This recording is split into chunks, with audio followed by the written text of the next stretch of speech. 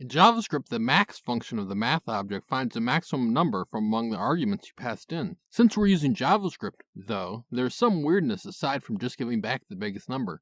For starters, you can pass in nothing and it will return negative infinity.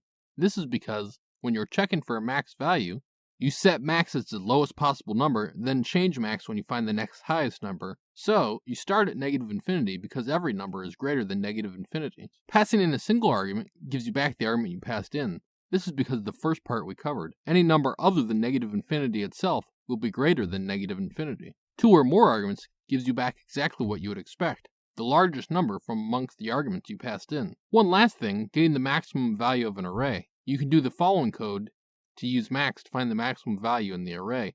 Just use the spread syntax or the 3 dots to unpack the array to be the arguments to the max function. This will get you the maximum value in your array. There is one note to this approach, though. If your array is any larger than 100,000 elements or so, this method will not work as you will exceed the maximum size of JavaScript's call stack. That is not a problem for this video to solve, though. This has been Jakubication. Like and subscribe to learn more.